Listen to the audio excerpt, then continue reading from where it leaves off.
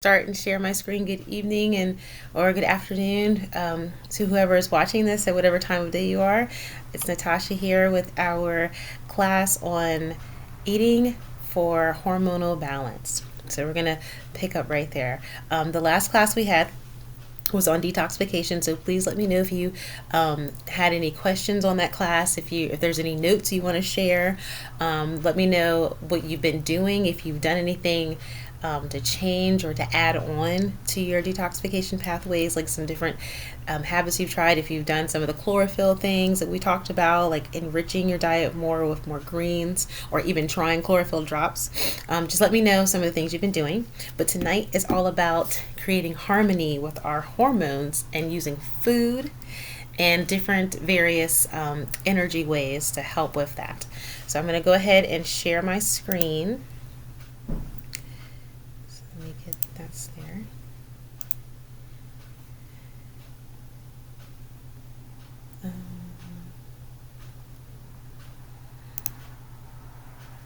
Okay. Yeah, we're gonna go ahead to here. All right. So give me a thumbs up. Hold on one moment. I think it's loading. It's gonna come on and share. So just give me a thumbs up if you can see this here on your end. And remember, after the class, I will email you these PDFs, so you'll have this presentation to go back on. And I will tell you when it's time to, I will let you know when it's time to take notes. So if you don't already have a pen or paper or something with you, or even use your phone, I will cue you when to take notes. So let's get started. So a little bit about myself. I'm Natasha Frisk. I'm the owner of Natasha's Natural Wellness, which I specialize in nutritional consultations and overall wellness, and bridging together, helping women's health and bridging together natural wellness through fitness, nutrition, and whole body and spiritualness. And then here's all my accreditations. So tonight, what we're going to learn is a review of the definition of hormones, if you don't already know what hormones are and, what their establishment is to our body. Next, we're going to go ahead and talk about hormonal system signs of imbalance and natural ways to support it, to bring it back to balanced. We're going to talk about also your micronutrients for hormonal health, with the emphasis on protein. And we're also going to end in talking about how to make a balanced plate. So this information is just for your knowledge. This is just to help you on your wellness journey. I am not a doctor. I'm not a physician of any kind. I don't have a license in medicine. I am just a holistic health specialist, and I specialize in holistic health education, giving you the tools for your overall health and wellness, because we are the owners of our health and wellness. So I'm just here to educate you and guide you and assist with any questions you may have. So all this information is just for that purpose only. It is information, just a guidebook. It is not set in stone, because everybody is an individual. So if you have any other questions, any deep rooted questions, if there's something that resonates with you after this class and you feel the need to talk with your health physician, please do that. So what are hormones? Hormones are in our bodies to help regulate and maintain various physiological processes, ensuring balance and harmony that are essential for overall health and well-being. So these pictures below just show us possibly what some hormones look like. They're beautiful. See, we have beautiful things. Hormones are a part of our natural process of living, because they serve as chemical messengers that enable communication between different organs and tissues, orchestrating an essential functions that support growth development, reproduction, metabolism, and overall adaptation to the changing conditions of our environment. So we are the host.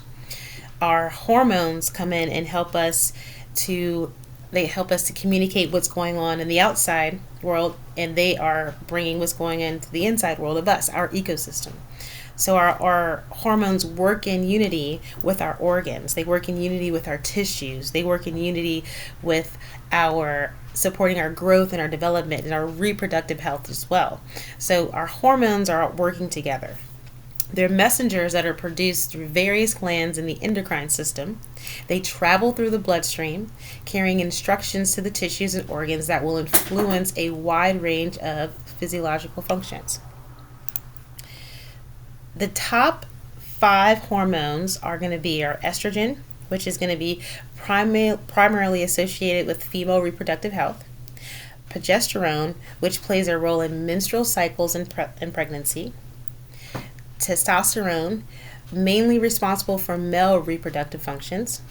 Cortisol, released in response to stress, influencing the metabolism and immune response. And insulin, which regulates our blood sugar levels.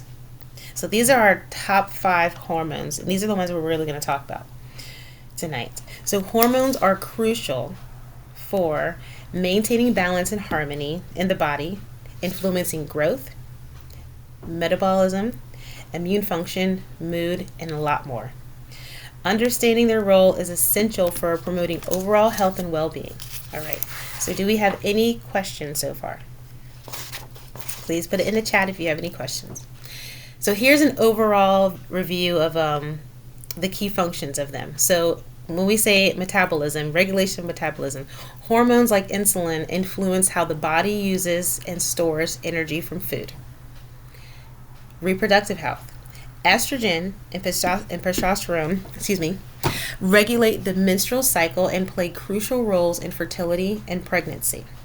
So those two go hand in hand. They are in sync together in the role of our menstrual cycle, meaning if it's going to be a heavy menstrual cycle, a light menstrual cycle, if you're going to have cramps or not, if you're going to have any of those things, and then also infertility, for pregnancy. So we need both of those together when we're starting our menses. And then when we start our menses, that's our body's way of saying, hey, I'm ready for life. This body is here to make life. So that means that once you hit your menses, you are ready to make life. And you need estrogen and progesterone to do that. Growth and development. Growth hormone stimulates growth, while the thyroid hormone stimulates overall development.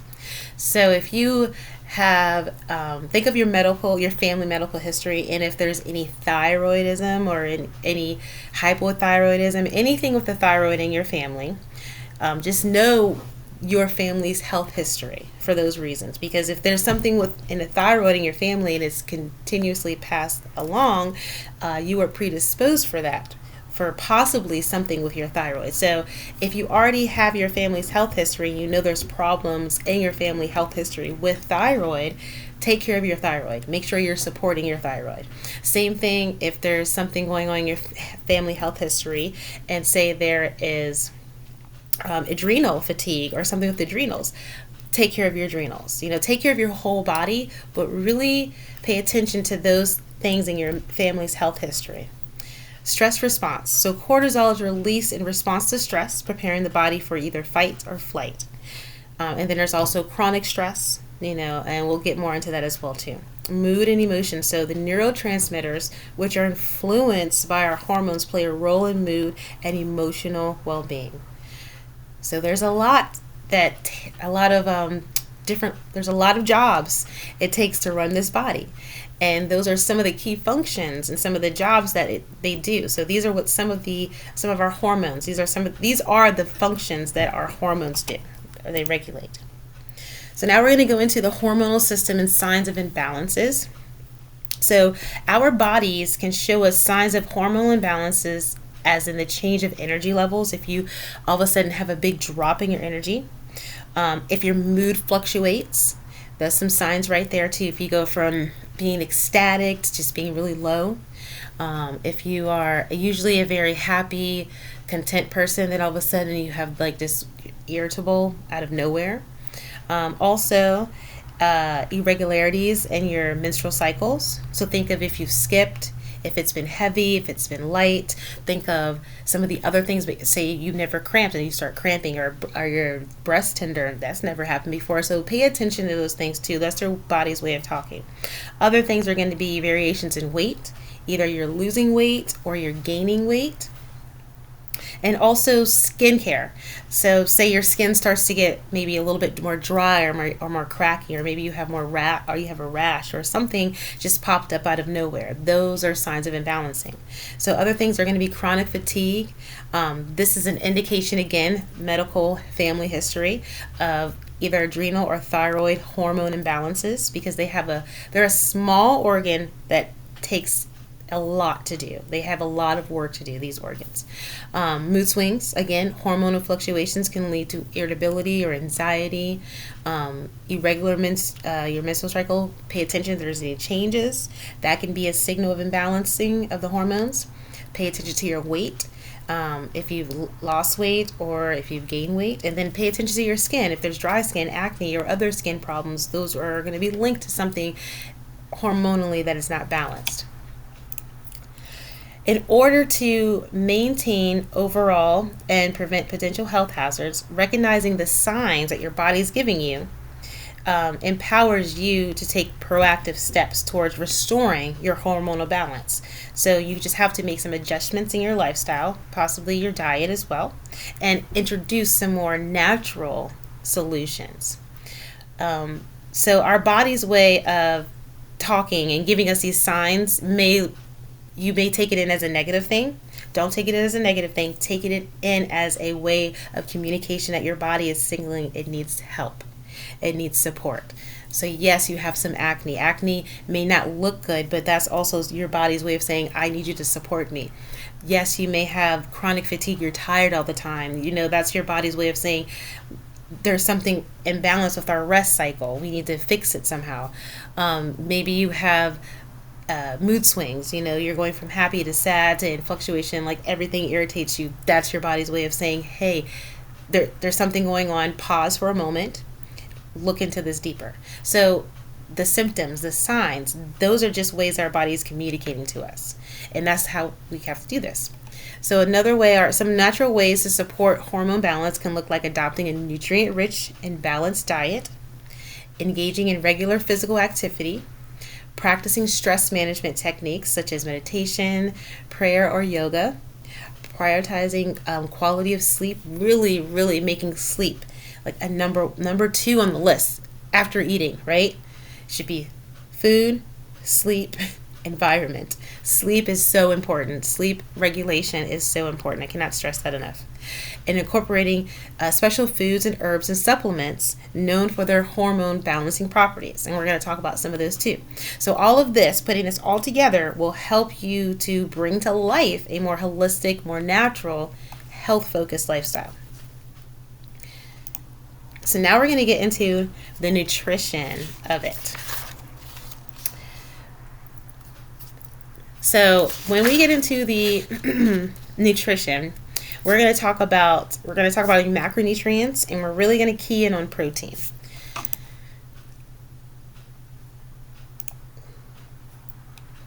So we're going to learn about protein in this section, fat, carbohydrates. Those are our main macronutrients.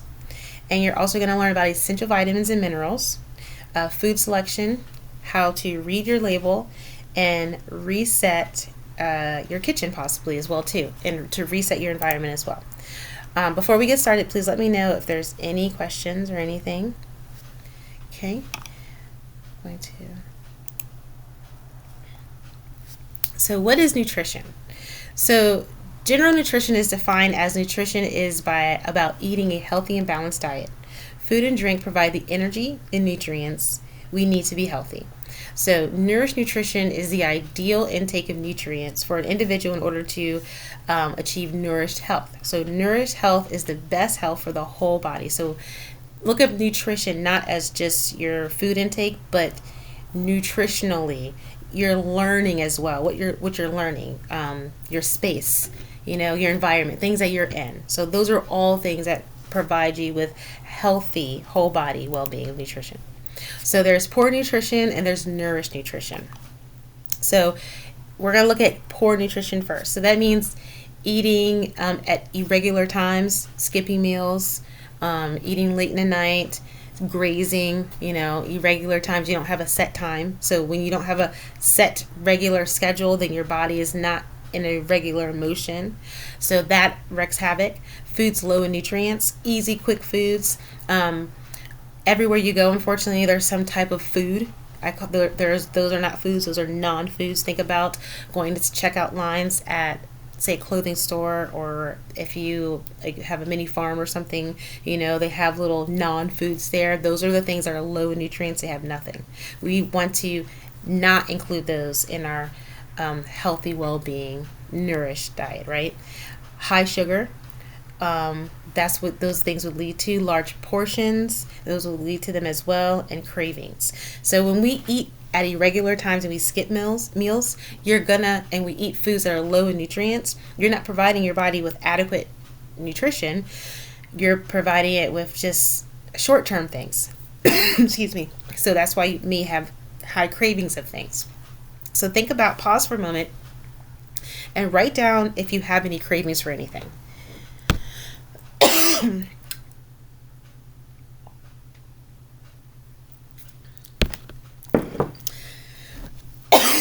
Excuse me.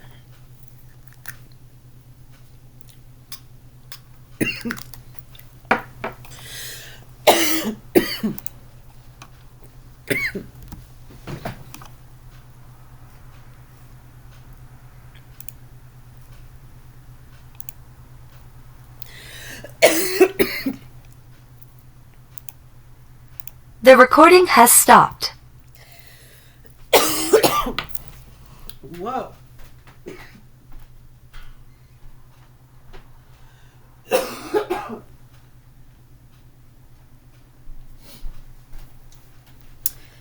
Oh my, excuse me. I see your chat is here. Awesome. Okay, excuse me there for a moment. There's something caught in my throat.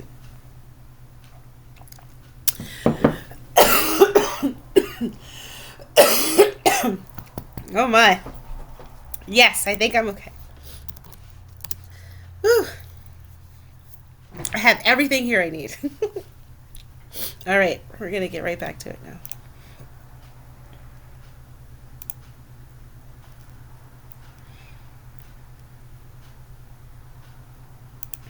Okay.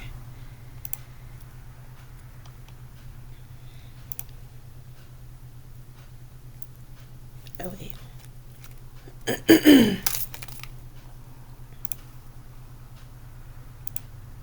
This meeting is being recorded. Okay, we're going to get right back to it. Sorry about that, everybody. I had a little dust attack, I think. It happens. So now we're going to get into nourishing nutrition. So we're going to talk a little bit about food timing, key nutrients, how to select your food, pairing and plating, which is very important, hydration a bit, essential vitamins and minerals, and some herbal remedies. So food timing. So start with, you want to eat your meals every 2 to 3 hours. You want to eat between 30 minutes to an hour after you woke up. So think about that first meal right there. Typically, a lot of people are fasting still, and that's fine. Or you may not want to eat that early. So give yourself that 2-hour window. Try to eat at least within 2 hours of waking. And with that, you want to make sure your meal is balanced, and you want to eat when you're hungry. You don't want to skip any meals, because remember that hormone insulin? That's what happens when we skip meals. If we skip meals, our insulin, our blood sugar goes crazy. So think about the time of day where you just feel, as they say, hangry, or you feel famished.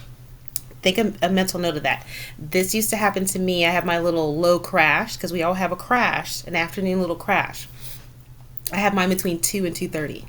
And that right there tells me a couple of things. Did I eat enough? Did I have enough protein with my last meal? Also, again, checking my sleep.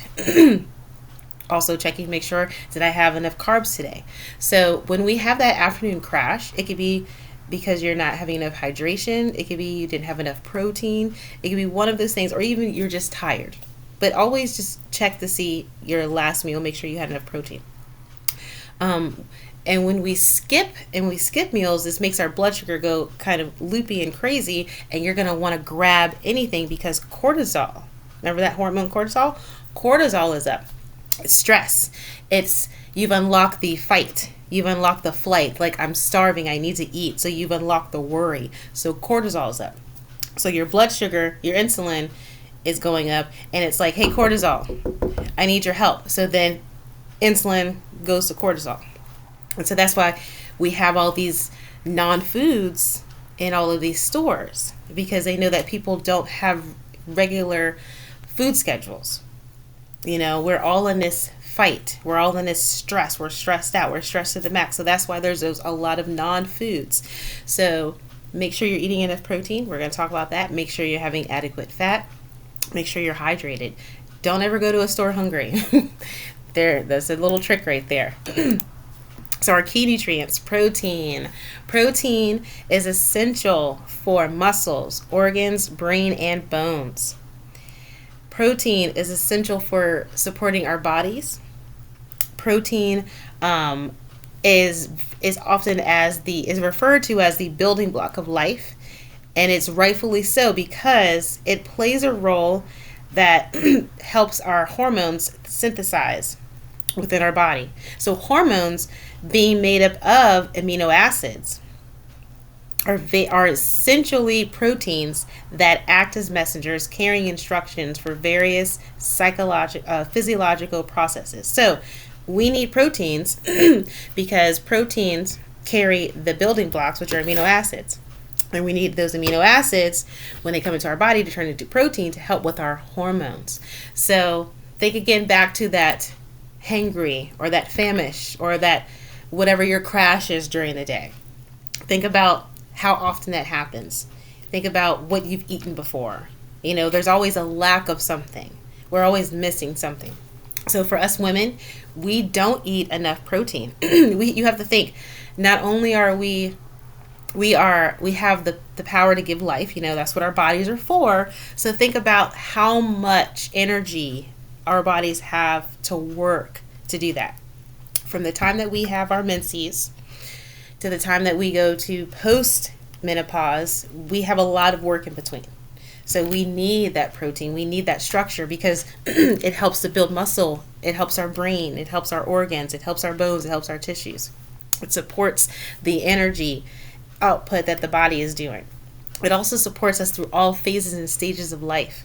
Every cell in the human body contains protein. The basic structure of protein is a chain of amino acids. So we need protein in our diet so it'll help us repair our cells and make new ones. So the hormone synthesis, so amino acids derived from protein sources are essential for creation of hormones such as insulin, growth hormone, and various of others. Proteins are involved in maintaining the structure and the function of cells, which is crucial for overall health of the endocrine system. Protein-rich foods are also helping with regulating metabolism and contributing to weight management and energy balance. So, protein helps if you've already lost weight and you want to maintain that weight. You need to make sure you're eating adequate amount of protein. So we want to eat for women, for protein, and I took a note on this because I love this. So for every gram, so for every pound that we weigh, we want to eat a gram of protein. So it's impossible, like say you weigh over 100 pounds. So that means that you have to eat that amount of protein, right? No.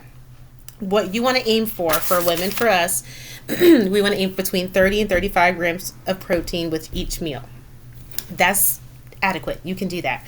So start with the low, right? Start at the 30. So try to get at least 30 grams of protein with each meal. And then on days that you are doing strength training, on days that you are doing endurance training or running or anything like that, those are the days you want to up your protein, because what are you doing? When you're exercising, yes, you are exercising, you're building strength, but you are breaking your body down. So what helps to put it back together? What helps to replenish? What helps to repair?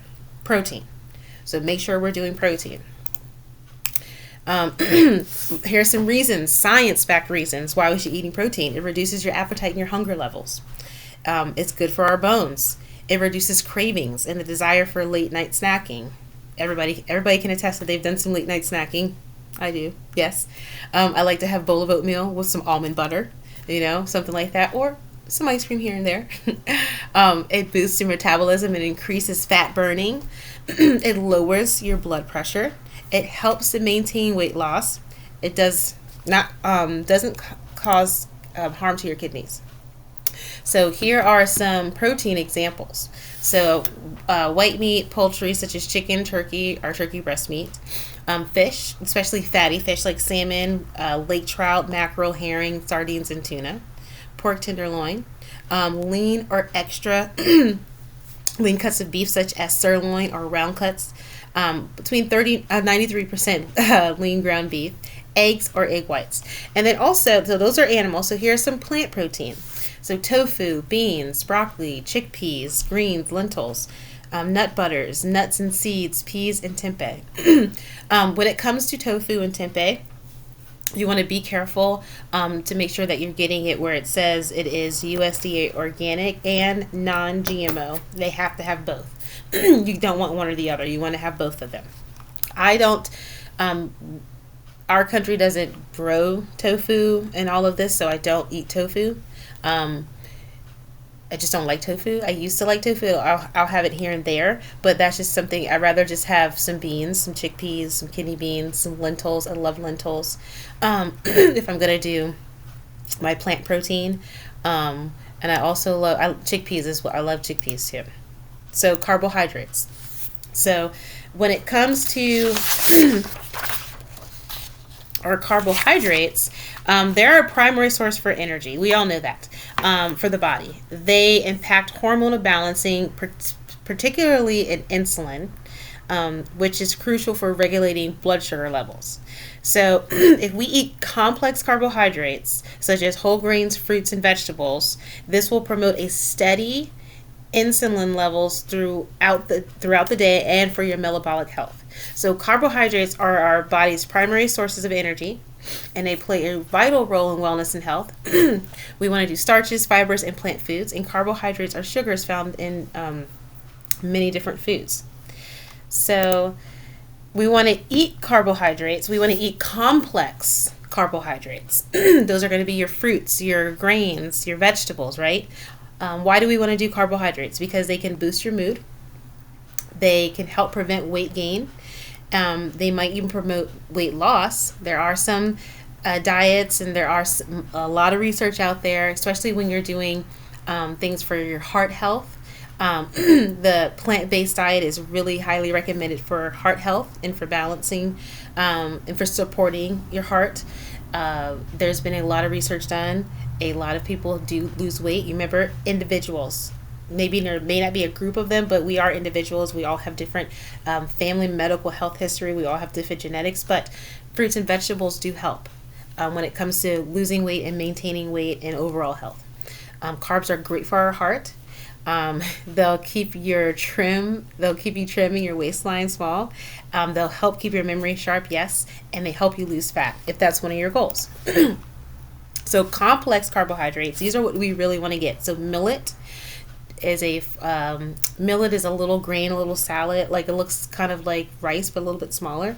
Chickpeas, old-fashioned oats, so we want to get the ones that are old-fashioned because they're still in their whole form. Sweet potatoes, butternut squash, spelt.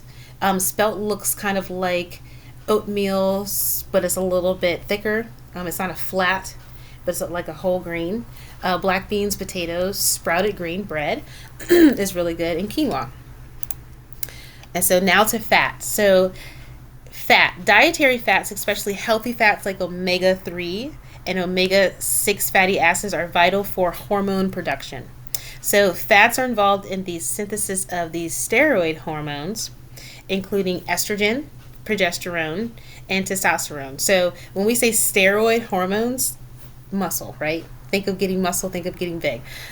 So we produce this. We don't need to take these synthetic hormones. As long as we're having a good diet, a good nutrient-rich diet that is contributing to what your goals are, you can do that naturally. We can do this naturally. Fats are involved, and also a good sources of healthy fats include avocados, nuts, seeds, and fatty fish. And let's get into that here.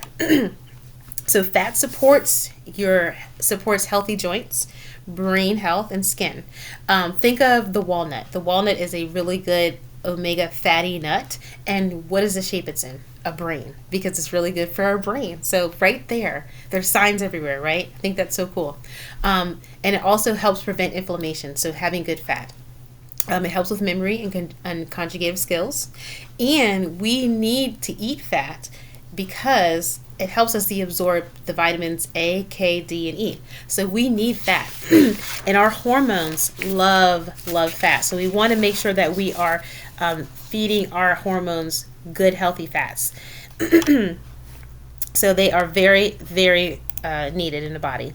So here's some reasons why we should be eating fat. Fats can help keep our reproductive system healthy. Check.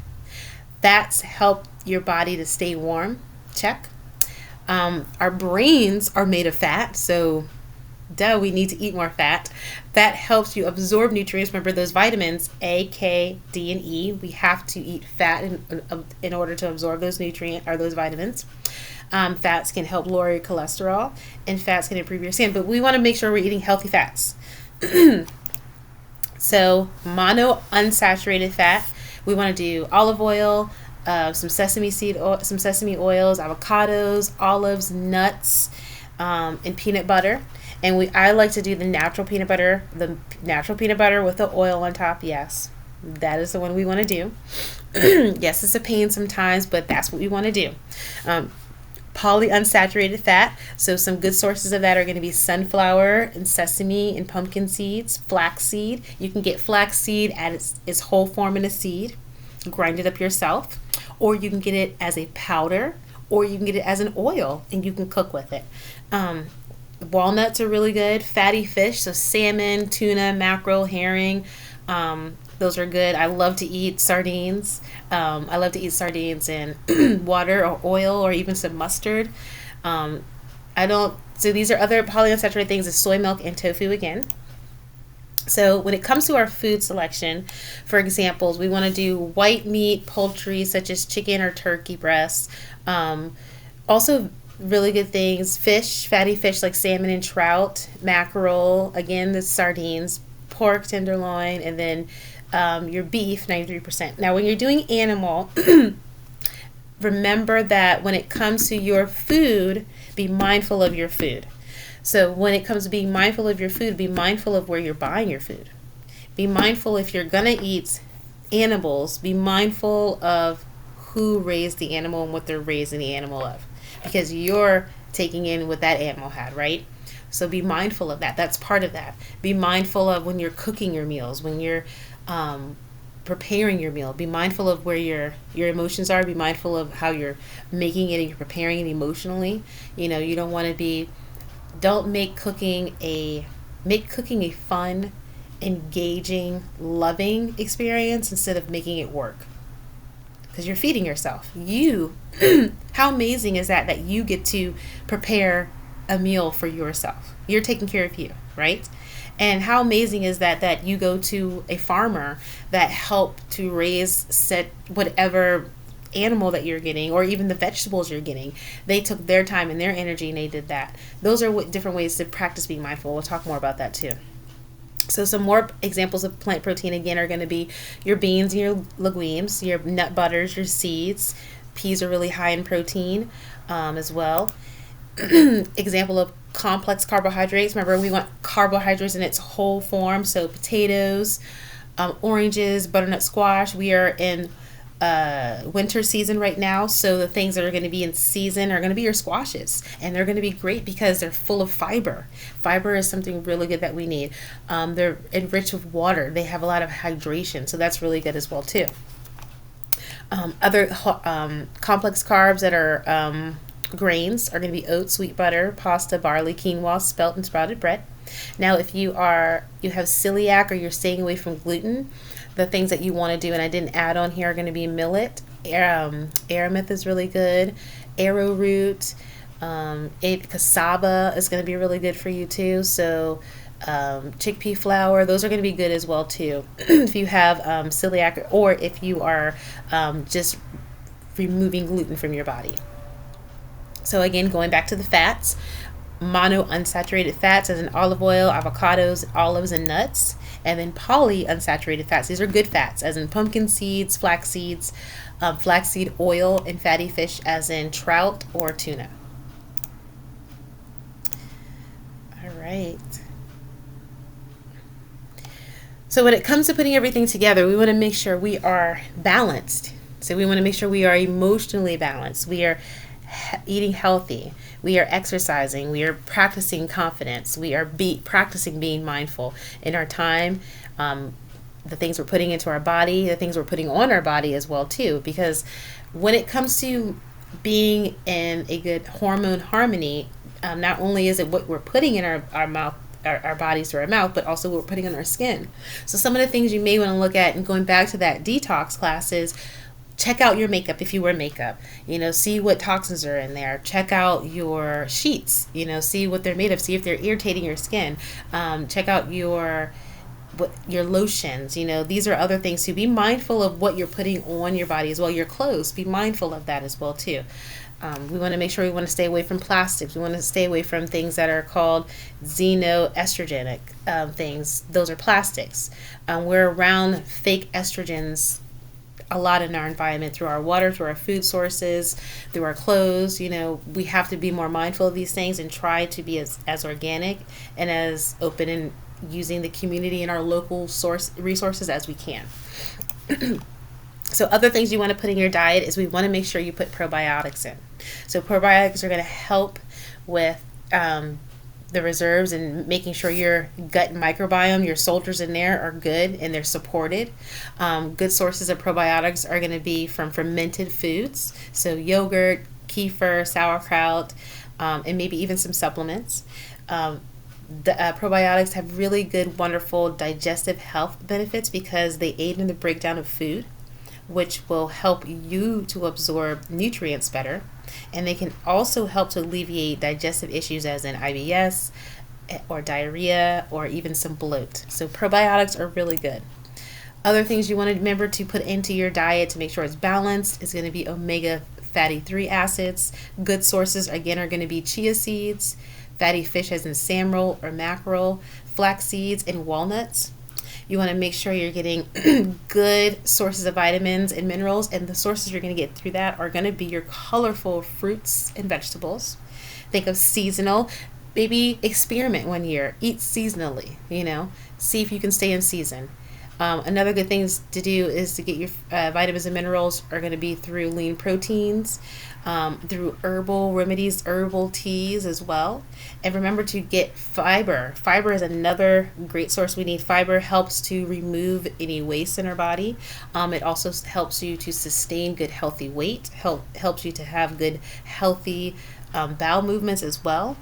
Fiber is needed in our body to make sure everything is regular. When it comes to being mindful, and especially being mindful while you're eating, some great ways to establish and some good habits to practice are mindfully chewing. So if you are at home with your kids or you're just by yourself and you're eating your meal, maybe challenge yourself to see how many chews you can do. How many bites can you do? When we chew our food, because remember, when the food is starting indigestion starts in the mouth.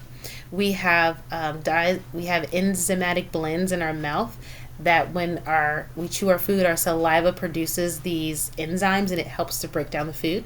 It travels down through our throat, through our esophagus, to our stomach, and then after that our stomach produces acid, breaks that down, and goes into our small intestine. From our small intestine, the food is broken down into its nutrient form, meaning all of its vitamins and minerals, and it goes into our small intestine in its nutrient form. The small intestine absorbs what it needs to, and then the rest is pushed into our large intestine and it's wasted out. But when we practice mindful chewing, it takes away some of the extra energy our body has to do to break down the food. So smoothies, very easy, very nutrient dense, very nutrient rich, because it's already grounded up for you and the work's already pretty much done. So it's done. So if you can try to practice chewing your food mindfully, that helps. Listening to your hunger and fullness cues. So there's a difference between satisfied and full. Satisfied is you've had enough. You're respecting yourself. You don't want to overindulge yourself. You don't want to like overeat and become stuffed and full, and the next day you're still feeling kind of lethargic and tired and all like kind of fluffy, you know. Instead, you're satisfied. If you want to have some more, you'll go back and have some more. Right there, you've listened to your body. Reduce distractions. So one of the things to do is put your phone away, right?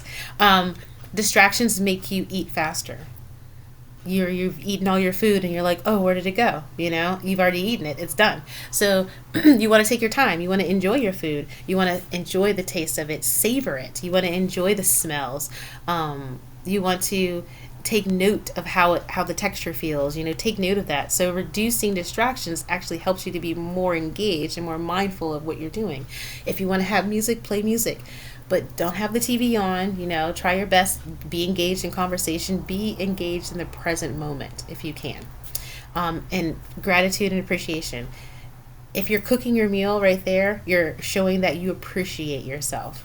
And sitting down without distractions or even having a conversation with family, that's giving gratitude. If you're into prayer, you can pray over your food and give it thanks that way, or just give it thanks.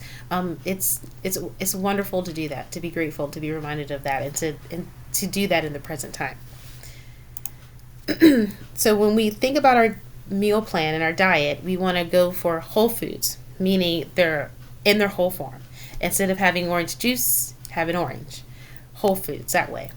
So it's very safe for all people. It helps promote better microbiome in the gut, and it also this way of eating will help you and your hormones to stay in balance as well too, because you're getting your healthy fats, you're getting your vitamins A, D, and K, you're getting your protein source, either it's animal or it's plant. You're getting your fruits and vegetables, your complex carbs, you're hitting all of your macronutrients, and you're hitting your protein as well. So after you've done that, you want to relax, because the body, it works all the time. We need to rest. So here are some ways to relax. And stress management can be very helpful when it does this. So we want to sit down. When you're eating, you do not want to stand up. You should not be moving around, driving or walking. You should be sitting, being mindful, being grateful, and respecting your food. Pause. Sit in silence for a moment. You know, no phone or television for 30 seconds. Just sit, breathe, close your eyes if you would like to. Just sit and pause. Just take a breath, reflect, and just breathe. Remember to chew your food slowly and deliberately. Pause between bites of food to allow your body time to process each bite. So here's some other relaxing tips that you can do throughout the day. Exercise, sleep, supplements, meditation, therapy. But remember to set your SMART goals. So this week, this week through next week, when it comes to your SMART goals, make sure they're measurable.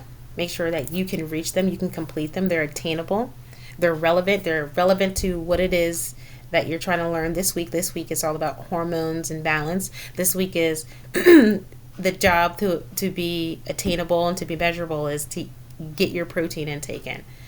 That's a SMART goal. Or to get your healthy fat in. That's a SMART goal. Or to take time to be mindful and pause. That's a SMART goal. Also to be time bound and be very, very specific in your goals. And again, remember the whole foods diet. And so now we are going to stop, and let me know if you have any questions. I'm going to get out of this here and put it back on. Okay. All right, so please let me know if you have any questions. If you want to come on and let me see your face, please do. Um,